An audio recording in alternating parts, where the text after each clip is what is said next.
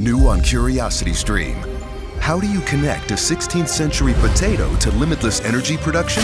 Could Napoleon's toothpick have a direct link to a machine that predicts the future? And how can a 1700s conch shell chart a course to humans connecting their brains to the internet? James Burke's visionary series Connections returns for a new generation. Experience all new Connections. With monthly, annual, and bundled plans, find the one that works for you at curiositystream.com. What if you could navigate the complex world of caregiving with more confidence and strategy? We're here today to explore just that with expert insights from Annalie Kruger, the founder of CareRight Incorporated. The modern family dynamic often finds adult children unprepared for the role of caregiver, which can lead to stress, burnout, and fragmentation.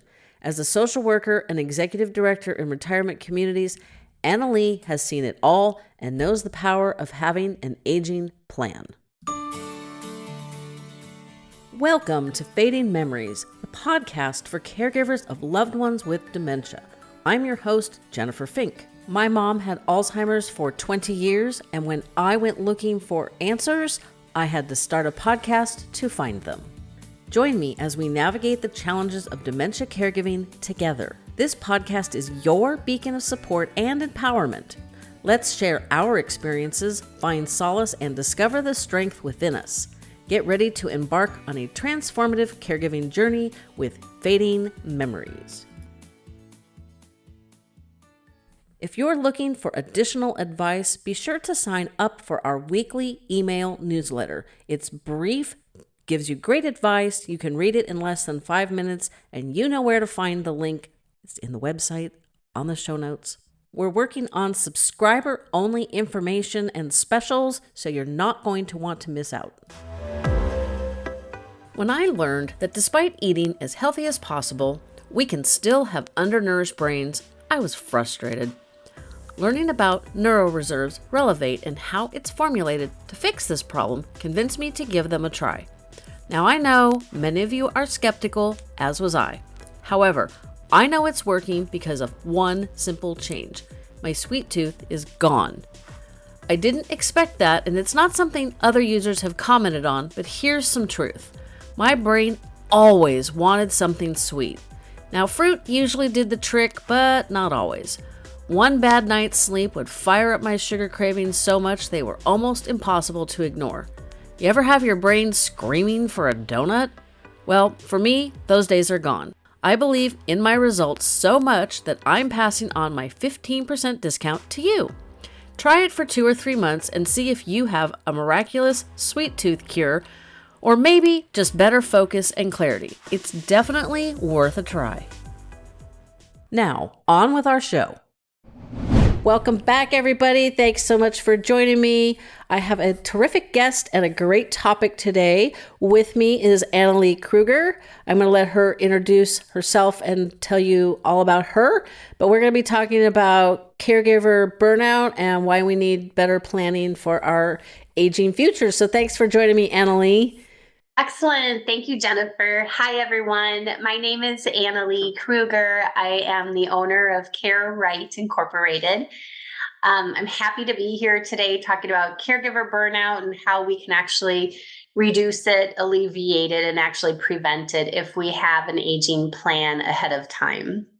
So one of the things I wanted to talk about is why I started CareRight, because it affects every single listener that you have and beyond. Like this aging, caregiving, dementia affects every household across the world. So everybody just kind of sit back and listen, and hopefully you'll get a few nuggets that can help you as caregivers and families have the best successful aging, caregiving, and dementia progression journey. So I used to be a social worker and admissions coordinator, and then eventually executive director in continuing care retirement communities, the facilities that have all of the different levels of care. And part of my job was always to do the tours. And it was pretty much always the adult kids who would come in because mom's in the hospital. She's the primary caregiver to dad with dementia. And mom had a stroke, and the hospital says, here's a list of facilities. Go find one by noon tomorrow because we're going to discharge your mom. And now rewind, this is 30 years ago when I first started. So back then, families lived near each other. So the kids they were more involved, they were more attentive, because they could be. And they seemed to work more as a team because they were all local to each other and they got together and they had relationships with each other. And so they could like manage dad while mom was in the hospital, recovering from the stroke.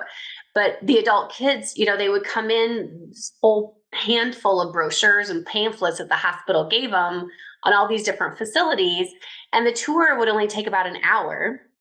Here's the bathroom, here's the therapy room, and here's where your mom's going to eat. It's kind of it's plain and simple.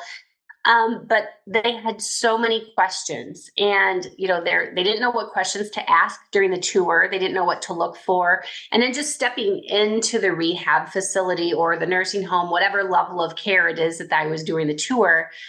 Unless you hang out in a nursing home, it's a very different environment as soon as you step in and you see like the line of wheelchairs and people just kind of watching TV and a lot of people sleeping and noises and unusual sounds. And so just the environment alone kind of set people back. And so, the tour would take an hour, and then I was spending literally 2 and 3 hours at a time with each family because they had so many questions, and I had to fill out my like tour form. So my questions were, does your loved one have a living will, a power of attorney? What's the code status? Resuscitate or do not resuscitate? Is there a funeral home is there already a burial fund? All of that kind of stuff. And the answers were always, I don't know. We never talked about stuff like that. 9 times out of 10, it was like, I don't know. We never talked about stuff like this. This just kind of got thrust upon me, and I have no idea what we're doing. We're overwhelmed. And then family dynamics always bubble up, because it's not like this all brings families together like you would hope.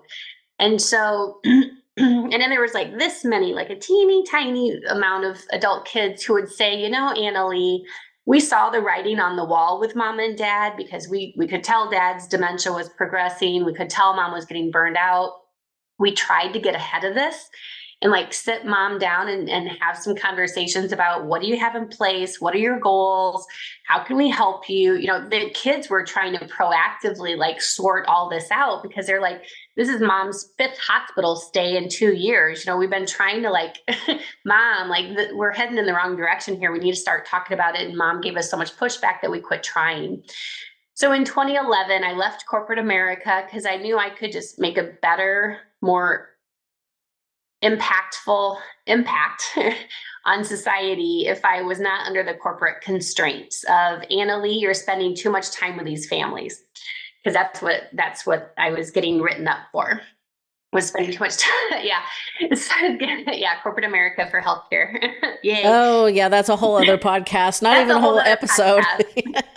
That is a whole nother podcast. And so anyway, so I left corporate America and started Care Right Incorporated in 2011 with a whole mission of helping to reach these families all across the world proactively and say, anyone who has aging parents, we need to talk, because we know that as we get older, we don't get healthier, we don't get more brain power, we don't get more mobile.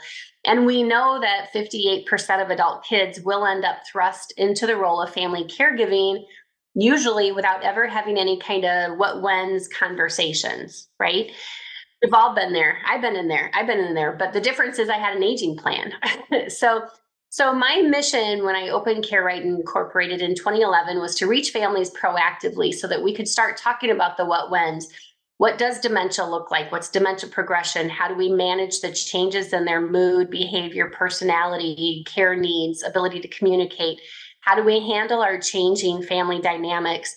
And in 2011, families were already moving across the country from each other. So the days of having your kids right down the street from you are long gone. So I went virtual right away. It's just back then we just had Skype. And so I had all these families that were like, because I started my company in the Milwaukee market, and they're like, oh, I don't want to have to fly back to Milwaukee. I just got back home, because I've had to fly back and forth every time mom or dad have an issue, and it gets expensive and inconvenient. And so I was like, well, you don't have to fly back because we leverage technology. Let's work smarter, not harder. And they're like, oh, you would do that? I said, well, of course. And so It turns out I was a pioneer in that, working virtually before we were forced into it. But we facilitate family meetings and find out, what's working well, what's not working well. We go round robin, so everybody has a chance to vocalize what their opinions and perspectives are. And I talk to mom and dad, or my team, and I talk to the parents privately as well, so that they can talk openly about what they think is going well and what concerns they have. And that way everybody has a voice that's heard. And then we provide a lot of education, because unfortunately, most families come to us just completely ill-informed, and you can't make smart decisions off of wrong information. So for example, most families will use Medicare and Medicaid interchangeably as if it's the same program. You and I know that it is so not the same program. They'll say things like, assisted living and nursing home as if it's the same type of care, and it's not at all. It's completely different. And so, unfortunately, we have to spend a fair amount of time just educating them and helping them understand what their care options are. Based on the landscape of healthcare, a lot of families don't realize that you can't just get into whatever facility that you want to. You have to your parent has to financially qualify. They have to physically qualify. They have to cognitively qualify and behaviorally qualify. So if dad is too frail, he's not, because he stayed at home too long, he's not going to be able to qualify for assisted living. He's only going to qualify physically for the nursing home. And so we have to go through a lot of information like that, so families understand, so then they can make informed decisions. So we help them outline what care options are, what's home care, how much does it cost, and we put all this together in a spreadsheet and a report for them in their area. So we do about 35 family, what we call care matrices, and family meetings a week with families all across the country.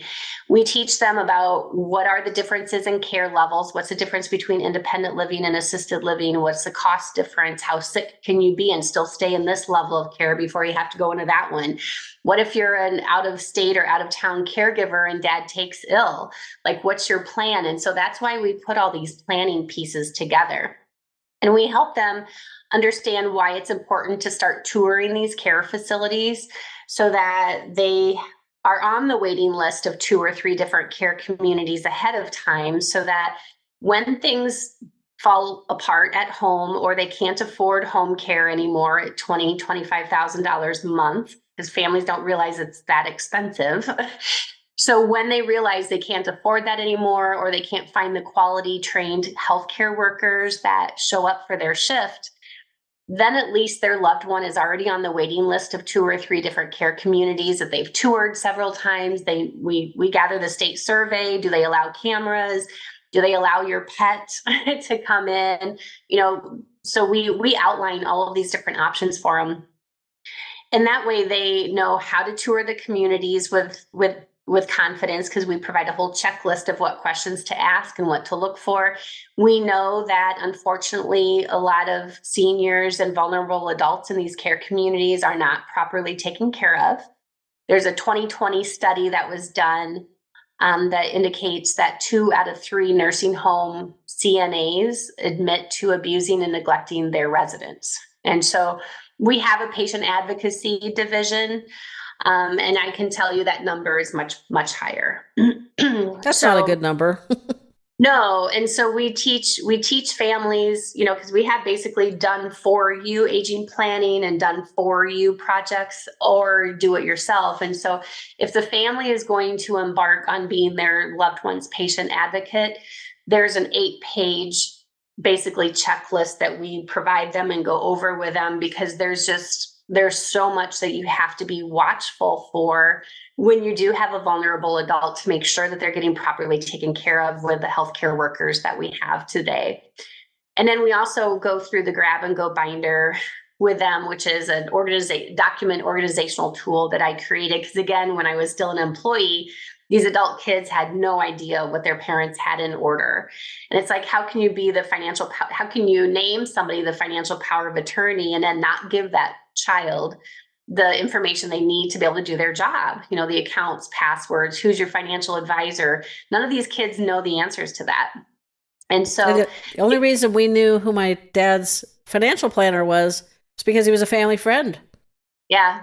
Yeah. Almost, almost all of my clients, when I ask them, when we're working on the grab and go binder, and when I ask them, who was your parents' financial advisor? Since I started my company in 2011 and this is 2023, there's only been like two adult kids, separate families, who are like, oh yeah, my parents' financial advisor is Bob Smith. They actually, so I have a whole nother company where I train financial planners about how to do a better job of financial planning. That's a good idea. But that's a whole nother thing. But anyway, so yeah, we help them with aging planning. The reality is, even though I embarked on Care Right with the mission of helping families plan ahead, the reality is 92% of our clients come to us in total crisis mode and overwhelm. They're burned out caregivers. They're like most people. We don't act until we're forced into it. We don't lose weight until we have that first stroke or our cholesterol is 9 bazillion.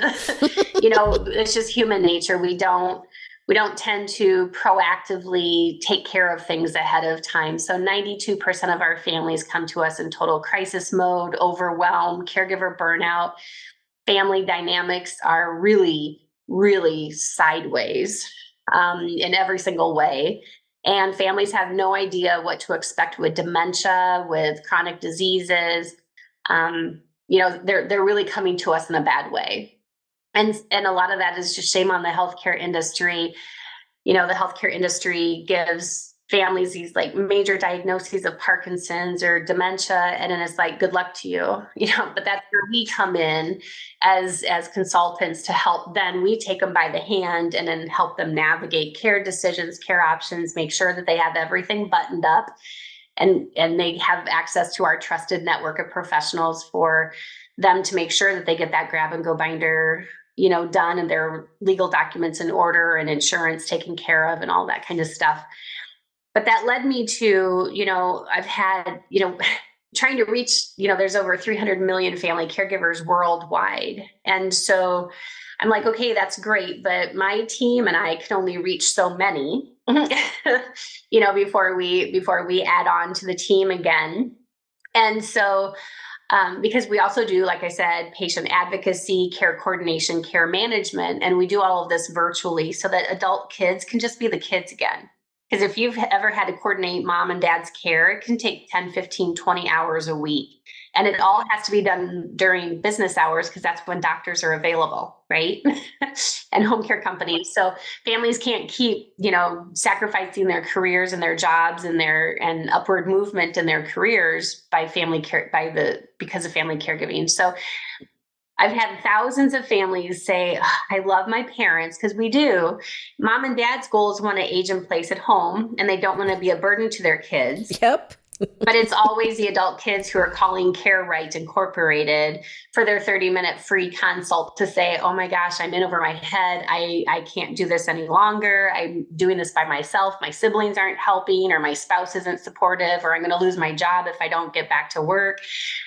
And they're like, I wish that there was just a way that I wish there was more material out there for us to learn from. So like a training manual for what to do with mom and dad. And so I wrote one 3 years ago. It's called The Invisible Patient: The Emotional, Financial, and Physical Toll on Family Caregivers. And the reason I wrote this is because that way, it's jam-packed, and I know some of your people are going to be listening instead of watching this, but it's literally jam-packed with bullets, checklists, scripts, tips on how to be a caregiver and survive, what is an aging plan, how to create your own aging plan, how to interview home care companies, how to broach these topics with your aging parents, or if you're the mom and dad and you're like, I want to have these conversations with my kids, there's a chapter in there on like, how do I talk to my kids about this without freaking them out? Right. And then like, what are the components to a grab and go binder in case they want to do all of that yourself? And then, so that's why I wrote the book, is to try to reach the family caregivers out there that may not see the value, or, may not want to work together quite yet because they think they have more time, or mom and dad are doing fine. And I'm like, that's the best time to put the plan together, because you're all getting along and you're going to have the best quality of care possible when you plan ahead instead of waiting until the chips fall and the house of cards falls, and then get left with whatever care options are available at that time. And they're not going to be good ones. I can promise you that. So that's kind of what we went through. My dad had diabetes. He had a kidney transplant in 2009. We never ever discussed what would happen if Dad went first. Dad just assumed my mom would come live with me. Thanks for having that conversation with me. Yeah. Yeah, and it was like, I'm sorry, but no. I love my mom, but no. And when he ended up in the hospital for a month. My mom was either at my house, my sister's house, or my aunt would take care of mom, her sister, at my parents' house.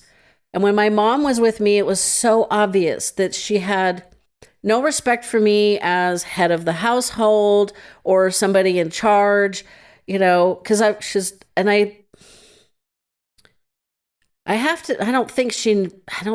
think in my home, she might have recognized me as her daughter, but I knew she didn't recognize me as her daughter most of the time. I'd lost a tremendous amount of weight, so I didn't even look like the same person that she might have remembered. So when I confirmed she didn't remember who I was, the relationship, it wasn't a shock, or, I didn't go through that painful times like a lot of people have. But it was just like, no, at the end of a week, one or both of us will be dead because, no, I don't want to do this. Well, and unfortunately, a lot of people make knee-jerk reactions and move their parent in with them. It ends up working until it doesn't, because people don't realize, well, yeah, it's fine if you guys get along, that's fine. But it's even the most close-knit family relationships, it will put a wedge in it. Because here's the thing, it can seem manageable when mom is still golfing or playing tennis and she can drive and she can toilet herself and bathe herself. And this is what we talk about with families during these family meetings, so that they understand what aging in place really looks like. And so, once your house starts looking and smelling like a nursing home and the care exceeds what you're able to emotionally and physically and financially provide for them, then there's so many adult kids out there, they feel stuck because they committed to taking care of mom and dad in their home.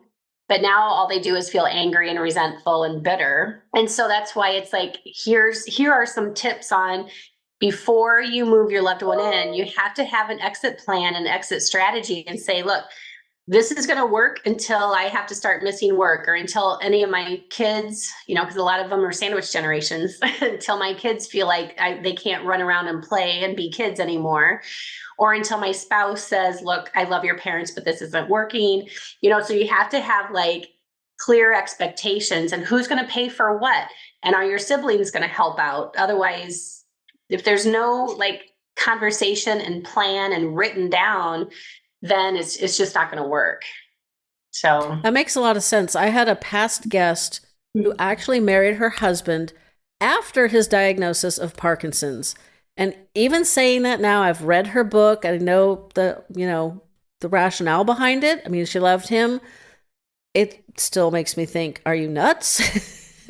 But what they did while he was still cognitively able is I'm not sure it was an aging plan, but he expressed his concerns, his fears, and his desires. And this is how I envision being cared for when I need more care. And she kind of said the same thing. So they kind of made a plan together, which she firmly believes made it easier for him to accept, even as his mind was, he wasn't remembering things, but somehow that bond of, deciding together how they were going to deal with things kind of stuck. And I think that's just fantastic. And I obviously think everybody should be doing that. But, and then I also have another past guest who took care of his mom. He has Parkinson's. He took care of his mom for 5 years. And he got to the point where we're just two, senior citizens on Social Security and Medicare. And, she was 95, and he's like, at what point does this end? And he just got to the point where all of his coping techniques were no longer working. And he's like, I got to take a step back. And it wasn't an easy decision. And, his mom lived in Palo Alto, California. If you guys don't know anything about that, I'm sure porta potty is $1 million. So, Yeah. they had means to, he had, pretty decent retirement income. She had money from their house. He took out equity, and, there was a lot of decisions, but it still was a lot of juggling to have the care. And, and it's so hard to say, like my mom always said, I don't want to be a burden to you girls, but I want to live in my home forever. Like, well, thanks for that. Those are mutually exclusive, honey, because you can't live in your home by yourself.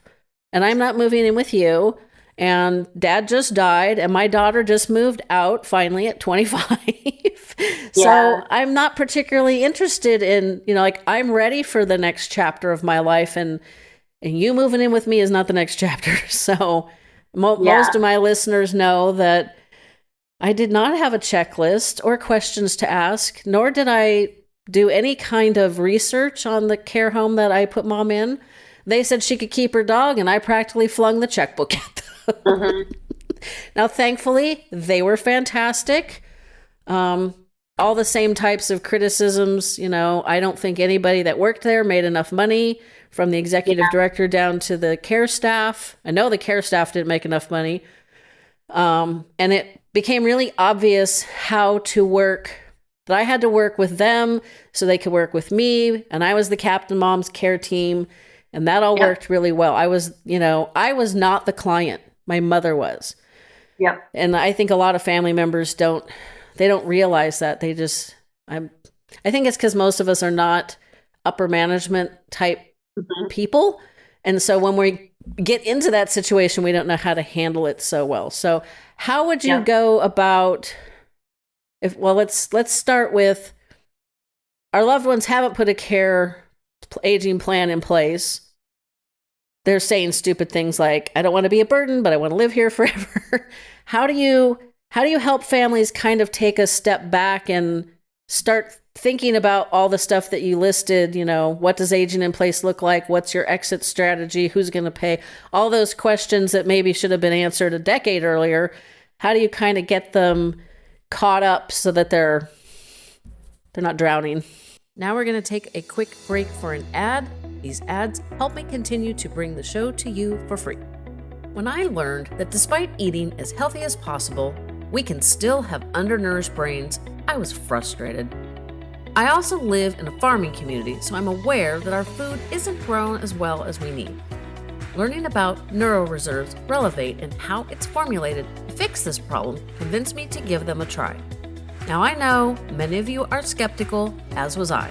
However, I know it's working because of one simple change. My sweet tooth is gone. I didn't expect that, and it's not something other users have commented on, but here's some truth. My brain always wanted something sweet. Now, fruit usually did the trick, but not always. One bad night's sleep would fire up my sugar cravings so much they were almost impossible to ignore. You ever have your brain screaming for a donut? Well, for me, those days are gone. It's been about 6 months since I started taking the supplement, and I have no regrets. I believe in my results so much that I'm passing on my 15% discount to you. Try it for 2 or 3 months and see if you have a miraculous sweet tooth cure, or maybe just better focus and clarity. It's definitely worth a try. Now back to our conversation. The two most frequently asked questions is, aging planning sounds great. When is the time to do it? Right now. And the reason is because all the people that had major strokes last Thursday didn't wake up thinking, oh, I think I'm going to have a major stroke today, and put my whole financial and family life in turmoil, with a bunch of question marks on, okay, what is our new baseline? What's our new normal? And can dad come back home again? Or is he going to be stuck in a nursing home at $16,000 a month? Because that's the reality. So how to get mom, and because like I said, it is almost always 99.999% of the time that it's the kids that are calling Care Right, because they've heard me on a podcast, they've heard me present, or it's all word of mouth referrals, or it's from my book, and so they're sold on the 30-minute consult. They're like, yeah, whatever it costs, it is, because reality is most of the adult daughters, the year before they hire us for an aging plan, or if they waited until crisis, they're spending 15 grand, they're 15,000 just in the year prior, just in airfare. That's not car rentals. That's not the angst of when you get that phone call again, or having to miss work, or having to line up your own child care or care for a spouse who's sick. That's just airfare. So anyway, how you broach this topic with your parents, and I'm not sure who's more your audience, if it's the moms and the dads or the adult kids, or it's just kind of mixed. But yeah, I figured, and mine is too. And so if you are, wanting to broach these topics with your parents, you can say, Mom and Dad, I love you. Speak from the heart. I love you, but we're in uncharted territory. We don't know what we don't know. We can't just wing this and hope for the best. And I want you to have the best quality of care possible. So is it, we need to hire someone that can help us navigate this. It's too much of a learning curve. Your neighbor Joe down the street, his input's not going to be helpful because his situation is totally different than yours. And Google will only get you so far. So one way is speak from the heart. Mom and Dad, we love you, but we're in uncharted territory. We need help navigating the what whens of aging, dementia, care options, end of life. What's patient advocacy? Why do we need it? So hiring someone to help you. You can also ask Mom and Dad, is it important for you to have the best quality of life possible? Who's going to say no to that? So ask them questions. Who in their right mind would say no to that? And then ask them questions. Is it important for you to have a say in what happens to you as you age? Like where you're going to live, who's going to take care of you? Because if we don't put a plan together and you need care, you're going to just have to go into a facility. So let's start talking about this now. Otherwise, you're not going to have a say in it, because just like when I was still an employee doing all the tours, parents didn't have a say at all because they're in the hospital. So it is the adult kids that are picking your facility. I know that's a cliche, but it's true. And so is it important for you to have a say in what happens to you as you age, like where you live, where you're going to get care? And you can also say, is it important for you, Mom and Dad, to be as independent as possible? Again, who's going to say no to that? Because that's part of most of us, that's our fiber, is we're all just trying to grasp onto the shred of independence and dignity that we have left as we age. And so when these adult kids say, oh, Mom and Dad are just being stubborn and difficult, no, they're just trying to have as much dignity and independence as they can, because they know they're in a losing battle. Aging, we don't get better as we age, right? So, no one is ignorant enough. They're in denial, but that's different than ignorant, And so if you're the parents, the moms and the dads listening to this podcast, and you want to have these conversations with your adult kids, and maybe you've tried this in the past and they're like, Mom, we don't want to talk about it because that might jinx something from happening, which is absurd, but there's a lot of superstition out there. So if you're the parents, you can say, again, same thing. We are in uncharted territory. There's things that we need to talk about as a family, but we need help. We need a neutral third party person to help us facilitate these family meetings, to help us make sure that we have, what we think is going to happen can actually happen. Because everybody assumes that they're going to age in place at home, but they're not realizing that when you need 24/7 care, that could easily be a $20,000 to $30,000 a month price tag with home care coming in. Plus you got geriatric care managers. You're going to have all this traffic of physical therapists, home care companies. And those are the things that make aging in place at home undesirable and unmaintainable. Unless you have millions of dollars, then yeah, you could probably stay at home because money talks, right? Like when you have money, you have options, but most people just don't have millions of dollars to be able to spend in home care and then still have money to be able to then, qualify financially to get into a quality care facility. So that's why we do what we do with Care Right. And it's all customized planning based on what each family's specific variables are, because they're all a variation of the same thing, which is burned out family caregivers who are stuck. They don't know what they don't know. Most of them are working with frail elderly parents, and a lot of them have dementia, and they just don't know how to navigate any of that. And so that's why we do all of that white glove approach. Or if they don't have the budget for that or the interest in that, Then we have all sorts of do-it-yourself options where we teach you and then you take it from there. And the book is one of them. The book is one of them. If you want to buy the book and then try to do your own aging plan from there, you can, but it also gets tricky because those family dynamics bubble up. And then it's really hard to facilitate your own family meeting. It's amazing how a crisis, your parents need more help, they need more care, and whatever fracture you've had in your sibling relationship or whatever, it just becomes a cavernous hole. Because I was never close with my sister, and we managed to muddle through pretty well for about 2-ish years, the end of Dad's life, the beginning of Mom's stay in memory care. I would update her after my visit. She'd update after my, her visit. But then it was like, we're just saying the same things. And, it's just like one of the mistakes I made, and this is probably an older sibling thing, is I would deal with crises and then it'd be over. And it's like, do I really want to just burden her with, oh, we had this minor issue and I dealt with it, but I'm just letting you know. So I didn't tell her things because it's like, I didn't really want to stress her out. Her in-laws lived with her. She had school-age children. Does she really, it wasn't life or death. It was just a moment. Mm-hmm. And I look back, I'm like, this probably wasn't the right choice. I did it out of, care, but I'm sure she thinks I was being sneaky and, hiding stuff. And even those simple little things, it's just like, it just fractured what little tenuous, hold we had on each other for a little while. And now we don't talk to each other at all. So, and I'm sorry that happened to you, but I'm glad you brought that up, because 92% of our clients come to us in crisis mode where families are not getting along. We are not seeing them at their best at all. And 85% of those families require me to do family mediation with them. And that is one of the things that we talk about is, what is your communication expectation? Do you want to know every time Dad falls and he goes to the hospital? Do you want to know every time the doctor changes the medication?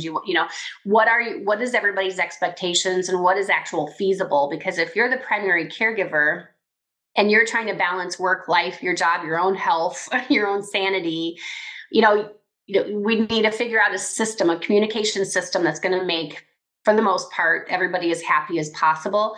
And always, always feel free to step in, older siblings or other siblings, feel free to step in and help, And so that's why those family meetings that we facilitate are so important, because these are topics that if families try to have them on their own, it goes sideways really quickly. And the other thing is, when you're in uncharted territory, you don't know what kind of family agenda you should talk about. And you can't really put your own plan together in the first place if everybody has a different idea of, well, Mom's doing okay at home. And you're like, no, she is so not doing it.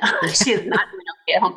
So it's impossible for families to really honestly do their own family meetings and put an actual viable plan in place. Because if they don't know the difference between Medicare and Medicaid and assisted living and memory care and all that, it's just helter-skelter, and that's why they fail, because they're trying to do this on their own.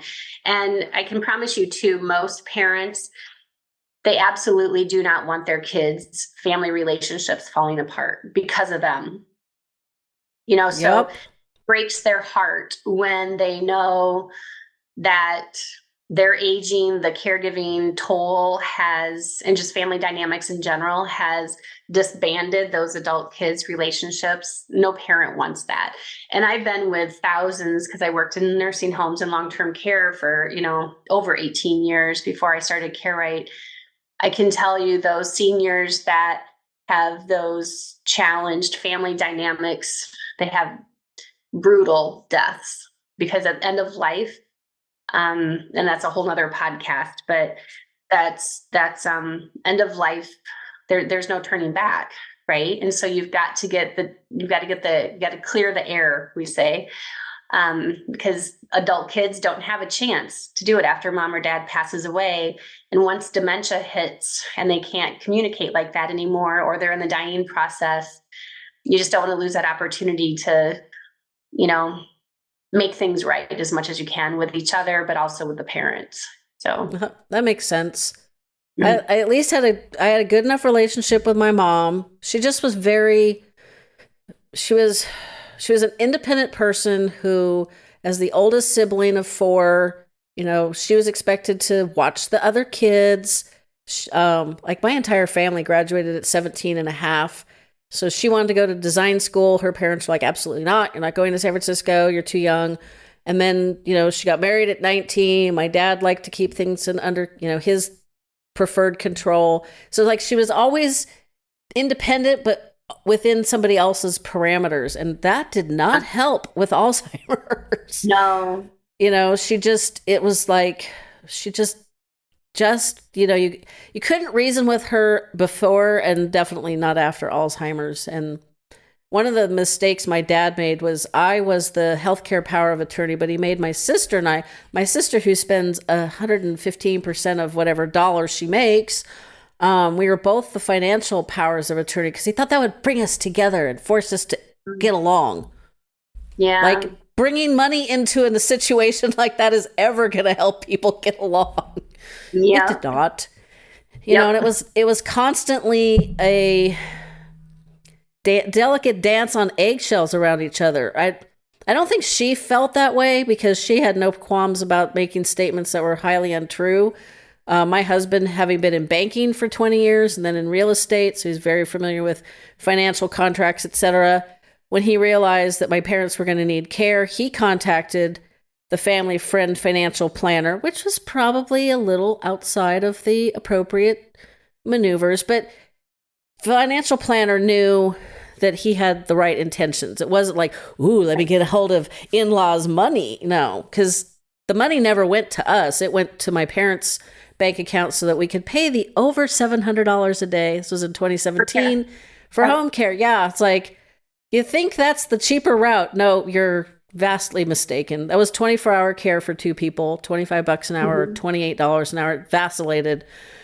And, I couldn't be there 24 hours a day, so I had no idea what the overnight people were doing. And talk about stressful.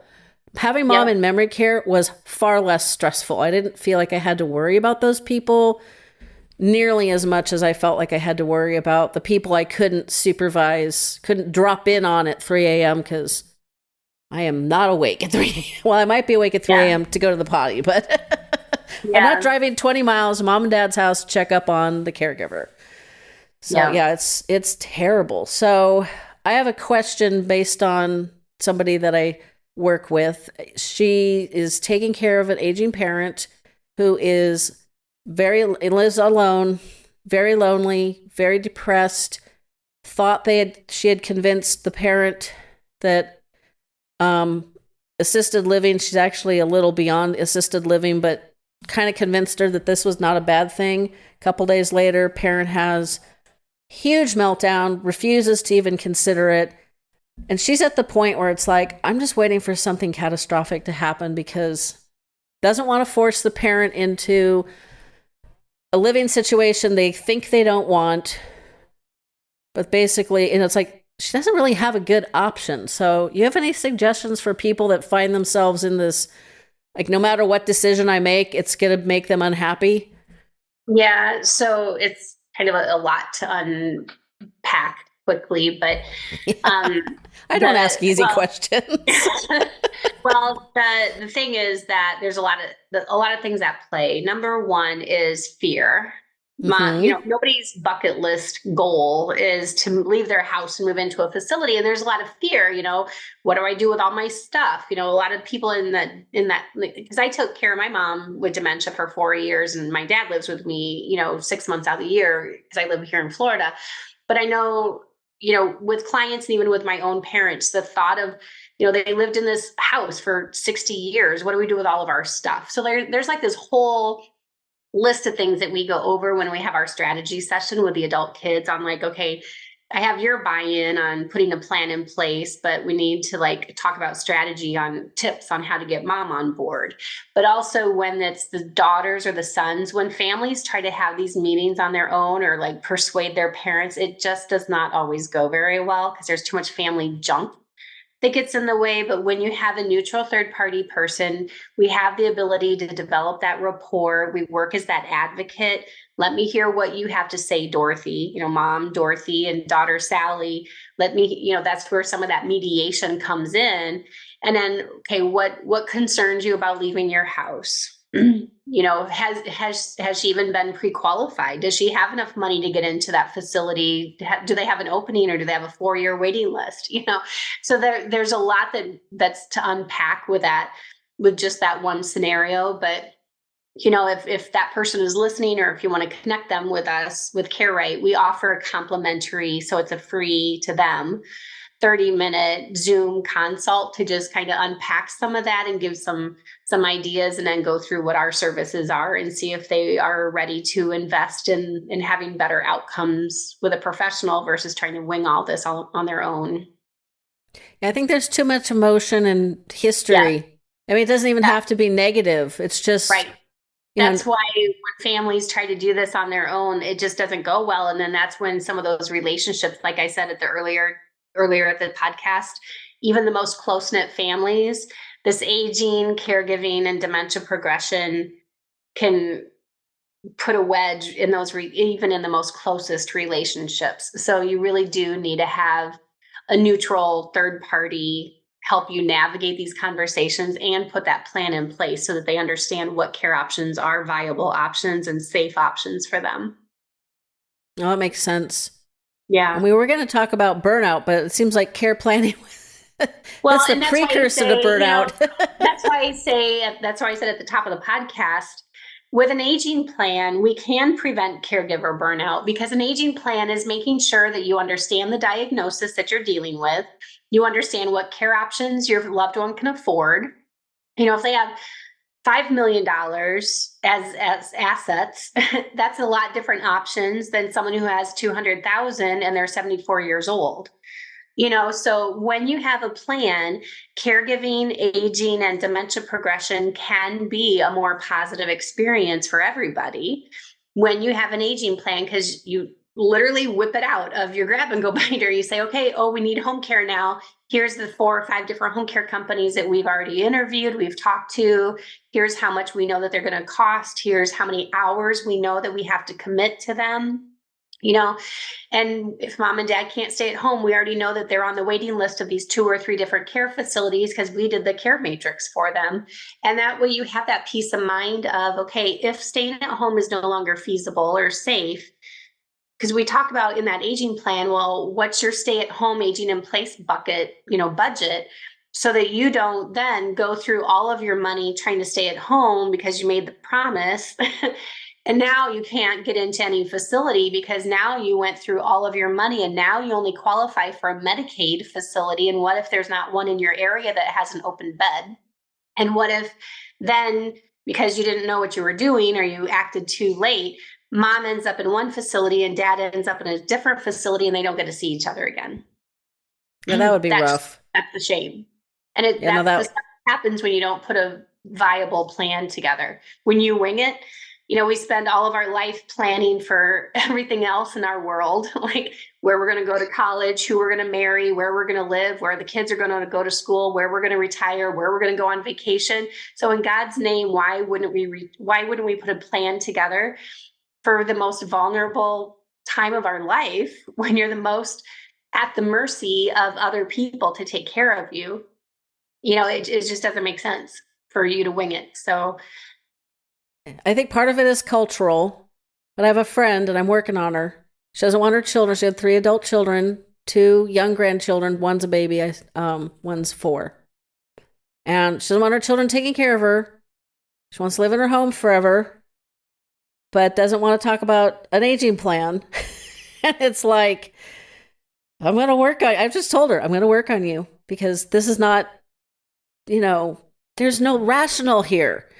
And she just laughs at me. And so I'm just hoping that just by the occasional poke, jab, kind of little, just like you little humorous, I'm going to work on you, and then just kind of drop it. I'm hoping that I can maybe get her wheels turning. Her husband is a huge planner, so hopefully. Well, and here's the thing, and then I've got to close because I have a client to meet with, but here's the thing. Here are the mistakes that families make. Denial, thinking that they have more time. Like I said, the people that had major strokes last Thursday didn't wake up thinking they had that they were going to have a major stroke, and their whole life just totally was devastated by that one action, right? Yeah, it wasn't on the to-do list. It wasn't on the to-do list, but life has its own agenda, so we have to be planned ahead for that. So there's all this denial of, well, I have more time, or, I can figure this out. This is a big one too, especially heading into this time of year. Well, I want to spend my last Christmas in my house, and then we'll talk about it. Well, what if something happens before Christmas time? And then that's when I say, when you don't have a plan in place and you need care, you will get into whatever facility has an open bed. And that does not mean that that's going to be a good fit facility. So people always think that they have more time to figure things out or put a plan in place. They're in denial, and they certainly don't have their paperwork in order. If all of us over the age of 18 should have our legal documents in order, our power of attorney, our living will, because all the people that we hear about on the news that had a car accident and died at age 30 didn't wake up that morning thinking, I think I'm going to have a car accident and die and leave my family vulnerable. So that's just how it is. And so we need to know that and be realistic that we all have a stamp on us on when it's our time. So why wouldn't we want to just make it easier for all of our family members and ourselves? Well, isn't the saying a failure to a plan is a plan for failure? Yep. That's exactly what that is. Yep. I don't know where that brain cell popped that one out of, but yeah, it's like we want specific things, but then we just kind of like hope they're going to happen, and we know that's stupid. And we don't do that with other aspects of our life. So this has been fantastic. Can you say the name of the book one more time? It was The Invisible Patient. The Invisible Patient, the emotional, financial, and physical toll on family caregivers. You can buy it on Amazon, and my name is Annalie Kruger. So you can either buy it on Amazon, it's about $20 plus shipping and handling, or my book has its own website, and it's called invisiblepatientbook.com. The value of buying it on invisiblepatientbook.com is then I send you the book personally, and then I have your contact information so we can follow up. Whereas when people buy off of Amazon, that we don't know, they don't let us know who bought the book. That makes sense. Yeah. And we need to support the small businesses versus Amazon anyway. Yeah. I wanted to also let them know that, just let me text him real quick. I'll call you in a minute. The other caregivers. Yeah. Well, I don't, because he's in crisis, so I don't want him to think that I'm not going to call him right back. So anyway, when I wrote the book, I wrote it, well, honestly, I was taking care of my mom who has dementia. And then 2 weeks after my mom fell, my dad had a stroke. And so I was taking care of both of them at the same time. And so I ended up writing the book basically from midnight till 3 a.m. when I was too exhausted to keep going. And so the reality is that you'll see that I wrote the book. So there's all these chapters in it. So when I wrote the book, I was like, well, some people are going to read it cover to cover, which is fine because they're probably more proactive and hey, I want to read this book. Others are going to buy it in crisis mode and then just skip to whatever chapter is the one that hits home for them. And so you'll see that there is some redundancy because I didn't know what position my reader was going to be in when I wrote it. So some will read it cover to cover, and then they're going to see there's some redundancy, but redundancy is okay because as a caregiver, and all of this stuff is just so complicated, healthcare, dementia, caregiving, family relationships, all of that is so complicated anyway that you need redundancy to let it sink in. So it's also on Audible for those that we just simply don't have time to read, but you want to listen to it. It's also on Audible. So hopefully this was helpful. Hopefully everybody got 3 or 4 bits of nugget, like your grab and go binder, family meetings, talking about the what whens of aging sooner rather than later, and putting a plan in place. And if all else fails, you've got my book that you can leverage, or you can contact us through the Care Right Inc. website and set up a consult.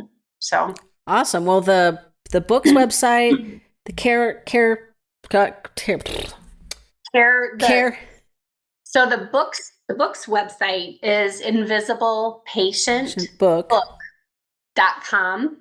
And so, but if you want to book a consult about aging planning or crisis management or care advocacy or care coordination and family meetings, that's careright.inc.com. And that's right is spelled correctly. So RIGHT. So I'll have those both linked in the show notes, because I'm sure that we have sparked some, oh, I should think about that, or I should deal with that, or I never thought of that. I can feel all those thought bubbles popping up around us. Well, usually when I do a podcast or a webinar or a speaking engagement, usually like everybody comes up, if it's on a webinar, they're always in the chat box or whatever. But if it's a speaking engagement, there's like this whole line of people because they're like, it seemed like you put this topic together just for me. And I'm like, well, that's because there's 300 million of you across the world. So anything that we talked about is critical for families to be successful. So. Well, I appreciate this. I could have used you guys back in 2017 when I was choosing in-home care within a 24-hour time span because the hospital was kicking dad out. I had to pick a care home for mom. And like I said, they said she could keep her dog, and I'm like, here's money. Not necessarily. It worked out fine, but that's not the method I would recommend. And that's not the norm either. Like, it's not the norm that it worked out okay. Fortunately, I mean, I just got really good vibes from them. So, when my sister went, she was like disgruntled that the assisted living dining room tables all had stuff on them, including like little vase of flowers. Memory care's tables were all bare. That bothered her. And I'm like, logic, like I'm a very emotional person, but I'm also very logical. And so obviously the logic part of me kicked in, and I picked up on whatever it is I needed to pick up on. Cause like I said, they did a fantastic job for 3 years, even when my mother was a challenge. So, but don't rely on that. A care plan. My husband and I have talked about it. We have one child. She has a chronic illness, and stress makes it worse. So, she's not our fallback plan. Right. That makes it harder. So, making these kind of plans is important. And it starts out a little I don't really want to talk about this, but once you get through it, it's like, well, that was not that hard. So, and it's the peace of mind that people need. Exactly. Because I can tell you the other thing too is and then I do have to go, but when there's an only child, it is so stressful for them. They get really anxious and somewhat resentful because they're like, every single client that I have that's an only child, they have all said the same thing and referenced the same thing, that they're like, I have no one to bounce this off of. I'm in this all by myself. They're even more isolated because they may or may not be married, or their spouse may or may not be supportive. So, I mean, everybody needs an aging plan, but just know that those that are singles, only children, they can be a tough situation. And so I'm like, well, yeah, you are an only child, but at least you don't have 4 other siblings like at your throat too to argue with. So there's pros and cons, to both, but definitely that does run through the minds of adult children is, oh my gosh, this is all going to fall on my shoulders. And even though they may not be in the best of health, as kids, we do step in when we need to, whether our health is good or not, we step in and we help. We come in and we try to come to the rescue and figure out what to do. But that's why a proactive aging plan is so much more cost effective and energy effective. And I guess that's one thing that your listeners, think about. How would you rather spend the rest of your time with your loved one? Angry, resentful, burned out as a family caregiver? How do you want to spend your time and your energy and honestly your money doing all these crisis trips back and forth and missing more work? Or would you rather just have an aging plan in place that you can just pull it out and be like, okay, here's what we're going to do now because we put this plan together? So it's up to people to decide how they want to spend their time and their energy and their money. And that's a good thought to leave them on, because now that you're thinking about it, let me just say, once you've made these plans, it really is just an absolute stress off your shoulders that you didn't know you were carrying. So I appreciate this. I'm going to let you go to your client who needs you desperately. Yep. And I appreciate all of this fantastic advice. And I know we'll be talking again. Very good. Because you'll be on my podcast tomorrow. Yep. Thank you so much. You're welcome. Thanks, everybody. Bye. Bye. Listening all the way to the end. And as a bonus, here's what you can expect next Tuesday. My mother would tell the same stories again and again. And for any caregiver, you know it's really hard to be on the receiving end of those stories. Like you're supposed to have a reaction or say, oh, really? Or whatever. It's very hard to interact with that. But to be beside my mother while she's listening to her own story that she loves to tell and she's laughing about it, it's a completely different experience. It takes the pressure off the caregiver. All of a sudden, you're just sort of like this byproduct on the side that she doesn't really care about your reaction. She's enjoying the story. So I say that even if people have just a few stories that their family, their loved one tells, or their person with dementia tells, record those few and just see what it does for them, because it might help sort of deflect the attention from trying to tell it to you. That was my experience, and I've seen it with others, and it's been really nice to see that it can help decrease some of that tension.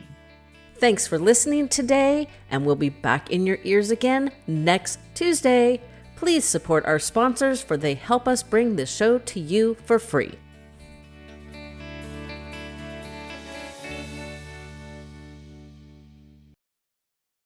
Is your check engine light oh so bright? Time for your vehicle's oil change. When does that fit into your holiday schedule? That's why I go to Valvoline Instant Oil Change. I can drive in without an appointment, stay in the comfort of my car, and get a quality Valvoline oil change all in about 15 minutes. It's that easy. Quick, easy, trusted. That's Valvoline Instant Oil Change. Go to VIOC.com for coupons and locations. That's Valvoline Instant Oil Change. VIOC.com.